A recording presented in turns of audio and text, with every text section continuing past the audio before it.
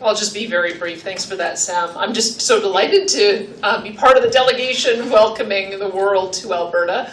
I think this is a really exciting conference, an exciting theme about how to achieve carbon neutrality by 2050. I found already with many of the speakers, although not all, that we are very much in sync with the pathway and with some of the new innovations that are going to happen to get there. Had a fantastic opportunity to tour the Saudi Arabian pavilion and look at all of the amazing new developments that they have on how to capture and sequester CO2 and turn it into useful products. So I think you're going to see a race between Alberta and some of these other jurisdictions to make sure we can adopt the same technologies. And as I mentioned in my speech last night, and I think this bears repeating over and over again, that this whole enterprise we've started on is a pathway to reduce emissions. We are transitioning away from emissions. We're not transitioning away from oil and natural gas. So with that, I'd be happy to take any questions. Yeah, if you guys prefer to step down, you can also raise hands. I'll go with you, Sean, as well first. Sean Polzer, Western Standard. I don't know if you sat in on Mr. Nasser's presentation this morning. I did. And he was talking about potentially dangerous energy transition. And I'm wondering what some of your thoughts were and maybe how it applies here. Well, I think that what I liked about what he had to say was talking about how we have to make sure that as we're transitioning, we're also keeping an eye on affordability and reliability. I mean, we have a lot of disruption that happens in the world when people feel economically insecure. And so I think he was just commenting on some of the things that we've seen in the past, and that you have to build out the new energy system at the same time as maintaining the existing energy system so that you have that continuity. And I think he's very pragmatic. I think it's very much along the lines of what we would like to see. Having an aggressive target of getting to 2050, that is aggressive. And it doesn't mean that you can't have milestones along the way, but I think his caution was to make sure that we put people first and that we care about people and that we're very mindful of energy poverty and the kind of turmoil that can cause if we're not mindful of that. And I agree with him. And with respect to your remarks at the opening ceremony yesterday about we don't want to be like Germany, can you expand on that? I was just, someone just shared with me another story today about how Germany is turning a wind farm, decommissioning a wind farm so that they can recommission a coal plant. And that's what happens when you end up making a decision to move faster than the technology is able to keep up. Energy security and affordability is the imperative of governments to make sure that they can maintain. And what we don't want to see is that because we're looking for a perfect solution, that we're not looking at what the transition needs to be. And the transition has to involve LNG, has to involve natural gas. We can continue to work towards better and better carbon capture technology. But when I talk to those who are looking for that transition and looking for Canada to play a role in exporting LNG, they're very clear with me that if we don't do our part and they can't get that secure supply of natural gas, they're going to recommission coal plants. And if that happens, that increases global emissions. And I think that moves us backwards. So we don't want to be in the position that Germany is, where they have to take a U-turn because they didn't end up with the reliability and affordability being front and center. So I don't want to jump from the cameras there, sorry. But just on the emissions cap, obviously that's something that's very much front and centre here. What does Alberta want to see at that? You know, Wilkinson's saying we'll probably have something by the end of the year. What do those negotiations look like as far as you're concerned? Well, we have an 8 to 12 month time frame, and I don't want to prejudge what the outcome would be. I mean, keep in mind, we already do have an emissions cap in Alberta on oil sands. It's 100 megatons. And it was a generous cap because I think there was a recognition that the industry was going to keep on working on reducing emissions. I mean, if we're all working towards carbon neutrality by 2050, my view is we don't actually need an emissions cap. My view is that we should be working towards carbon neutrality by 2050 and figuring out what those abatement curves look like for each industry. Some industries are going to get there faster than others. And putting arbitrary targets in place before talking to industry and doing that modeling, that seems to be a bit premature. So I'm hopeful that we don't see, and I've said this to our federal counterparts, is they keep on threatening things like the clean electricity regs, having those implemented, the oil and natural gas emissions cap, a methane target that is aggressive. Those are all things that have to be negotiated. And if they were to come through with those policies while we're at the table, we would look at that as a negotiating in bad faith. We don't want that. And just one of my colleagues sent me a question on E. coli, whether or not you'll commit to a public inquiry, and why do you think Preston Manning is the appropriate person to oversee any kind of review of the Public Health Act, given his anti-science background with no public health experience? Well, a couple things. Yes, I have committed to do a review. I'm not quite sure what form that will take just yet. I want to make sure that we've gotten through the worst of the crisis. I'm very relieved to see that the number of hospitalizations have gone down from 12 to 9, and the number of kids on dialysis has gone down from 4 to 3. And the cases appear to be stabilizing. I believe we're at 348 today. So we're at a point very soon where we'll be able to shift into looking at that review. So yes, I have committed to that, and we will do one. I had asked Preston Manning to look at the full range of legal changes that might be necessary in looking at what the next pandemic response should be. And so Public Health Act is one part of it, but there's, I think, about 7 or 8 other pieces of legislation that he is looking at. Good morning, good afternoon, Premier. You often talk about how, Alberta's been advancing its position on oil and gas, and, things are going not that badly. But oftentimes, Albertans and Canadians see that there's a lot of evidence, perhaps to the contrary, that keeps arising, whether it's comments made by the Minister for Climate Change, or in the case of the Minister of Natural Resources, comments he made last night, which you definitely very strongly took objection to. So where are we really at when, on the one hand, you are saying you're bargaining in good faith, negotiating in good faith, everything's, we're going to try to get things ironed out, and incessantly we keep on getting these disagreements along the way as to what's actually happening and where it's all going to end up. Where I think we agree is carbon neutrality by 2050. Where we disagree is what the milestone should be along the way. And, I appreciate that there does need to be some demonstration that we're moving in the right direction. I think we have demonstrated that. The conversion from coal to natural gas resulted in, I think it was 22 megatons of emissions reduction. The aggressive targets that we set to reduce methane emissions, we've achieved that target of 45% emissions reduction.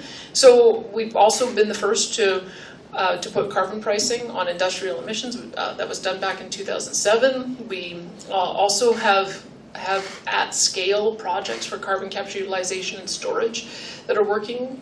We've got the carbon trunk line. We've got major industrial players that are talking about their pathway to get to net zero. So I feel like we are demonstrating that we are taking those steps. And it's a matter, I think, of getting the federal government to acknowledge that that's progress. And there's just certain things we have to work with the federal government on. I know that the Prime Minister is very keen on the issue of small modular nuclear. And I'm keen to work with him on that too, but we've never had nuclear in this province. And so that requires broad-based consultation. It requires figuring out the regulatory pathway for that. Most of the existing sites were approved with an environmental permit decades ago, and the world has changed quite a bit. So we can move as fast as they can move, as long as we have some, as long as we're in sync on wanting to get the regulations streamlined. But we recognize we have to make progress. I think if we're focused on 2050, and then if we can get the regulations in sync, I think we'll be able to carve out those abatement curves and come to an agreement. If you can't get those regulations in sync, and that's a hypothetical, but given the evidence, it could be a stronger than weaker hypothetical. Is your government, you've made comments in the past, including I remember at the after the meeting with Prime Minister Trudeau at the Stampede, are you going to stand firm in Alberta's position on the 2035 and on the emissions cap? And secondarily, do you think it's helpful, the comments that are coming out of federal cabinet ministers, sort of both of those then? I don't know if anyone was in the room last night, but lead balloon might describe the way the energy ministers or the natural resources ministers' comments went over.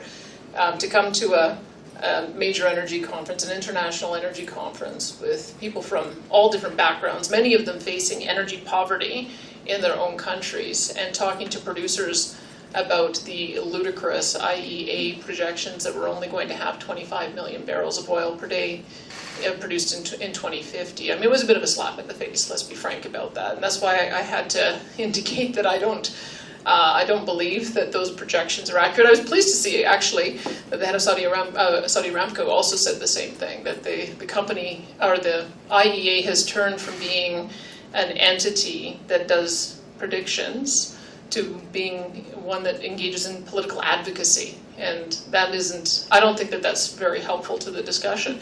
So my view is that we have an obligation to address issues of energy poverty, and that includes in our own province.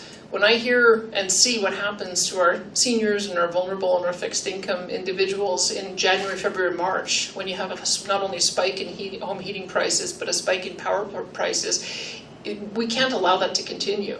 We've looked at the numbers, and if we were to just allow for the natural capital turnover, it would be $92 billion by 2050. If we were trying to compress that, not only would it cost that $92 billion, it would have cost an additional $52 billion to be able to achieve that goal within the next 13 years. And that could be anywhere from 2 to 5 times increasing the cost of electricity. That's just not affordable, not attainable. And we should be mindful that when you end up with that kind of hardship that you're putting on our most vulnerable citizens, there's going to be a backlash. So if we can avoid that, have a longer time frame, allow for the technology to develop, that seems to me to be the right pathway. So yes, we're going to stand firm. We cannot do net zero power grid by 2035. We think we can by 2050. Some of our producers say it can be done by 2045. So there might be some room for negotiation and discussion there, but we have to have every one of our decisions based in reality. The emissions cap. And the emissions cap, again, as I mentioned, we already have an emissions cap on the oil sands, and the oil sands have responded to that. They have a pathway to be net zero by 2050 as well. Dow Chemical is going to have a petrochemical plant. When they get to final investment decision, that's net zero. Air Products is net zero hydrogen. Heidelberg is going to have the first net zero cement plant in the world as well. And when you hear with cement being the second most used commodity behind water in the world, that's significant to be able to have that kind of engineering and pioneering innovation happening in Alberta. That's what we should be celebrating. And we're going to go to Chris next, and while he's asking his question, can I just get hands up for those questions as well? Premier, you mentioned here that you obviously had a disagreement with Minister Wilkinson's speech, but what specifically did you disagree with? Why did you say, or why are you describing it as a bit of a slap in the face? Well, I can tell you the number of people who walked up to me after he had spoken to see if I had steam coming out of my ears. That was one indication. I can tell you my cabinet was very unhappy with the comments that were made. And members of council were unhappy with the comments that were made as well, because I think what he was tone deaf to is the amount of work that's been done by our industry to align with the carbon neutral target, and to essentially act as if the industry was winding down. And that is not the case. That's why I had to counter his message. This is not an industry that's winding down. It's an industry that's transitioning away from emissions. And the fact that we saw other speakers talking about in the same terms suggests to me that it was Minister Wilkinson who was offside on it. Just to follow up, and this is a bit of a two-parter, but forgiveness, sir, but can you tell me, is this really the appropriate place on an international stage for the federal government and the provincial governments to be accused of energy policy? So that's my first question. The second one is, I heard that you had a conversation with the Saudi energy minister. Can I ask you just what you discussed and what the common ground is with his country? Well, I don't like to fight with my federal counterparts, but I'm not going to allow them to take swipes at our industry and have it go unanswered. And talking about this industry winding down, being on its last legs, only having 25 million barrels a day of production by 2050, at a time when everybody's here to celebrate production and investment, and we're trying to make Canada an investment magnet, I would say that was the wrong place for him to make that speech. And I had to give people some optimism and enthusiasm that we are going to be able to work together to get to common targets. So I think I had to counter his comments, because I think he left a pretty, I think the room was pretty gloomy after he spoke, and I don't think there's anything to be gloomy about at all with this industry. I did speak to the Saudi energy minister. I had a chance to meet him this morning when he flew in, and we've had, one of the things that I noticed about the pavilion is they're being very progressive on what they can do with captured CO2 to turn it into useful products. They have a product, I would encourage all of you to go over there, because they're using the CO2 to create a product that can be a replacement for rebar. They have a number of different plastic pipes that they can use. They're doing CO2 embedded in cement to be able to make stronger concrete. And they're also got a combustion engine hydrogen vehicle that they're working on as well. So I feel like we're going to be in a bit of a technological and innovation race with Saudi Arabia. And I think we heard that from the energy minister this morning. He intends to lead the world in this, and he is challenging the rest of us to keep up. And Alberta wants to keep up. So I think that there's going to be a lot of information sharing as we move towards a carbon neutral target. We'll go to our front left here first. Yes.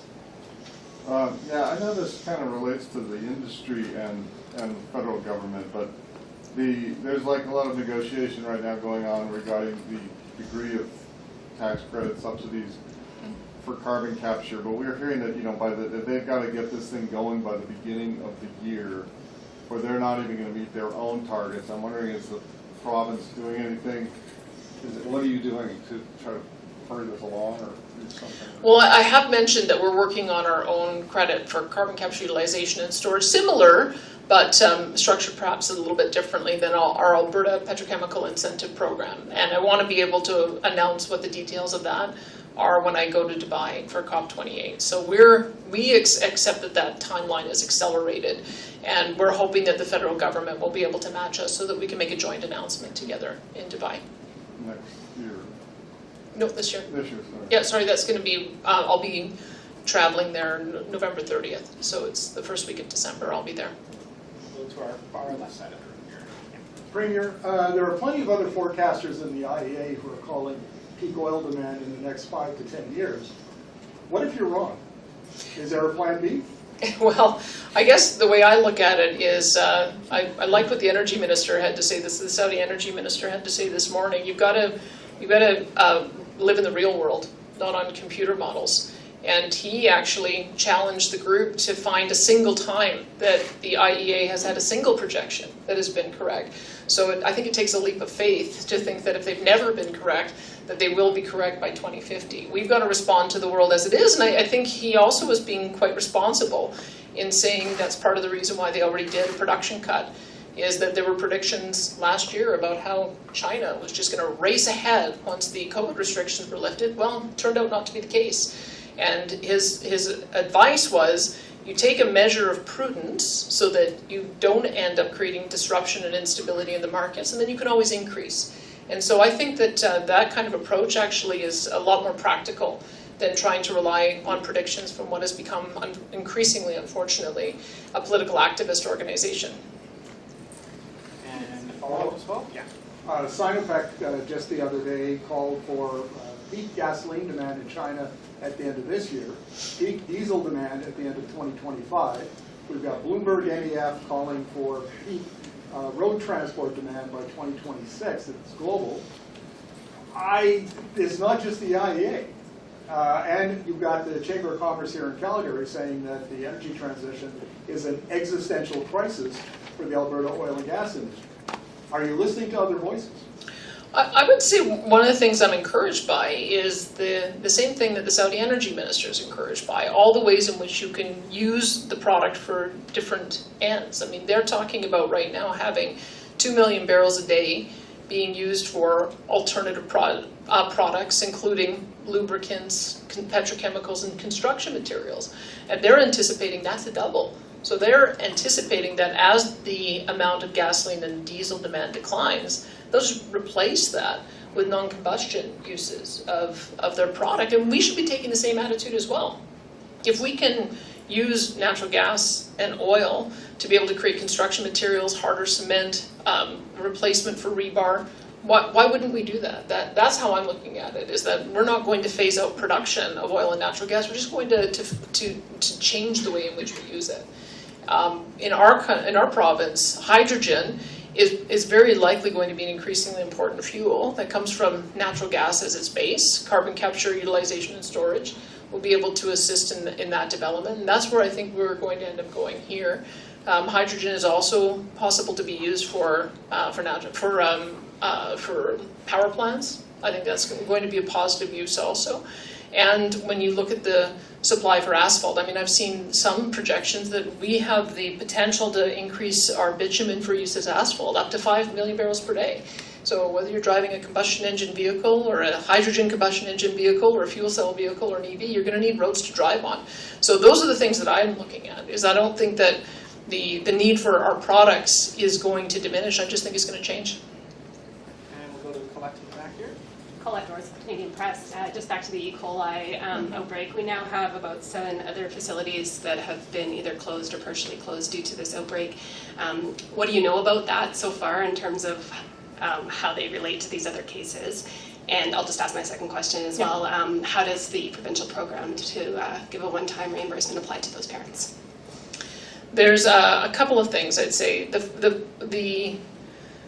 The secondary closures are related to having children interacting with each other. So all of them, as I understand it, have had some close contact with the child who was impacted or affected, or it was a child who was at one of the original facilities who got moved into one of the new facilities. So that's why we're telling parents is just make sure that you keep your kids at home if they're sick, and make sure that you go through the process of getting the clearance before having them return. I think we're now at 642 kids who are cleared to return, and so we'll go through that process. We'll have a lot more who are cleared to return in the coming weeks. The one-time payment was designed to be for those first 11 schools, daycares, because the trauma for those parents, the disruption for those parents, the financial hardship for those parents, and the lack of confidence some of those parents have in returning their kids to school, we wanted to make sure that all of that had a payment so that they could make the choices that is right for their family. At the moment, we haven't extended it to the partial closures on the other facilities. We are hopeful that those will be reopened very quickly. And so I understand the health minister will have more to say on that on Wednesday. Thanks. And we'll be next again. Hi, Mia Williams from Reuters. You said that if the federal government introduced the clean electricity standards during negotiations, that would be seen as a bad faith tactic. So how would the province respond? Would the idea of the CCUS tax credits go out the window? What would the next step be? I'm going to be hopeful that they have heard my message loud and clear, not to bring any permanent changes through until we get to the end of the negotiations. We have a really good relationship with many of the ministers, and I think everybody is coming to the conclusion that having this negotiation in public is not serving the interests of either of our governments, and it's not serving the interests of industry. So I'm hoping we can bring the temperature down. I don't want to escalate it any further. I'm looking for the federal government to be measured in the comments that they make and optimistic in the comments that they make, and then we'll see where it goes from there. But you know, we've got a lot of mechanisms that we can use in order to be able to defend our constitutional right to develop our resources in our own way, not have the federal government put in production caps. Electricity is also an area that is provincial jurisdiction, exclusive provincial jurisdiction, and we intend to vigorously defend our constitutional rights. Should we follow up? No, that's not. We'll go to you, Sarah. Sarah Hoffman with Global News. I just wanted to ask, we have a hearing underway right now elsewhere in Calgary, TMX hearing, as they look at potentially additional costs, additional delays to this project. It was under $5 billion when the federal government first purchased it. Now looking at over $30 billion. What kind of precedent does this set for other, oil companies or other investors that are looking at putting pipelines into our province? Well, the reason TMX ended up with a federal owner is because it needed to be de-risked. It was not going to go ahead without a federal partner. And I suppose once this is complete, we'll all learn from why it is it escalated so much. I'm just hopeful that it gets to the finish line before the end of next year, because it's still a viable project. It is still going to be a profitable project for all levels of government, and there's a really great opportunity for Indigenous partners to have an ownership stake and create a new revenue stream. So I'm really hopeful that they managed to figure out the routing issue. I know that it's complicated. Could add, I think I read, up to 9 months more to the process. So from what I've seen, the federal government is very keen to get it finished. They are now invested so much in this. They want to have it complete so that they can move it back into the private sector as quickly as possible. And we'll be prepared to assist on that. We already have our Alberta Indigenous Opportunities Corporation on standby, waiting to see if there's some way that we can assist in helping Indigenous communities take an ownership stake. So that work is already beginning. But once it gets into operation, we'll be able to kick in and provide some support to get that transition. Another big story, of course, in the headlines. The Calgary City Council has approved its housing strategy over the weekend. Several recommendations involve the province on things like rent control, tax breaks for nonprofit affordable housing providers. What can Calgarians expect from the province now that the strategy is approved, and how open is the province to some of the ideas in this plan? Well, I can say we're not going to do rent control. We know that that is the exact opposite of what we need to do. If you're trying to convince more developers to invest more money into building more rental housing, and then saying your reward for that will be that government will step in at any point and limit the amount you can charge, is going to have the exact opposite effect. So I know that it's seen to be a nice, quick solution, but it actually creates more long-term problems. What we need is to increase supply. We are prepared to give more rent supplement programs. So we did add an additional 1,500 Alberta households to our rent supplement program, so there's a total of 12,500.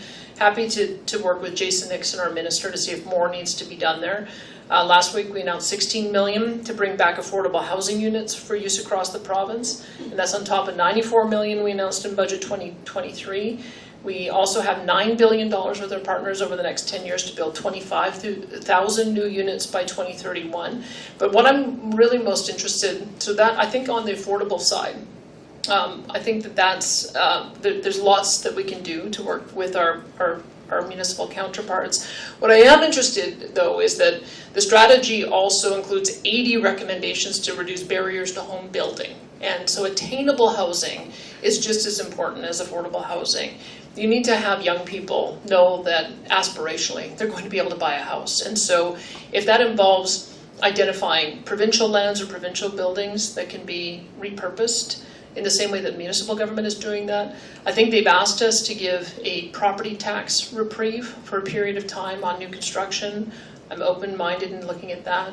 We also need to streamline the permitting process, though, too. I mean, there are some jurisdictions that are doing a great job on this. St. Albert, they proudly talk about how they can do same-day business license, 3-day development permits, and 3-week building permits. That's setting the kind of pace that I think we need to see from all municipalities about how urgent this is, that they clear away the barriers to construction. We also have an obligation to make sure that there are enough workers in this field as well. So I've met with the building trades to see what we can do to collaborate on introducing young people to the building trade sooner. And so if we can come to some agreement on how we might be able to accelerate that, I think that's going to address it too. We just have time for one last question. We're just going to go to our back right here. Premier, your comments yesterday or your speech, you talked about prioritizing and the importance of ethical production. I'm just wondering, given the ribbon cutting that just took place with your Saudi counterparts, their human rights violations are often well documented and questioned. Just how you justify that relationship. One of the things that I think is important is to focus on the things that we agree on. And as the energy minister said, we agree on 85% of the direction that we need to go. We're welcoming people from all around the world, from a bunch of different backgrounds, but we're all here with the same purpose. We know that we have to deal with emissions in an urgent basis, but we also have to make sure that we're dealing with reliability and affordability and energy security. And so if we can work together on those, I know that the federal government is working on trying to reestablish a relationship with our Saudi counterparts after 5 years of distance, and so we want to be supportive of trying to move in that direction. So we tend to try to focus on the areas where we can agree. And And did you have a follow-up? That's all. That's all. Okay. Thanks, And everyone. Thank you, everybody, for joining us.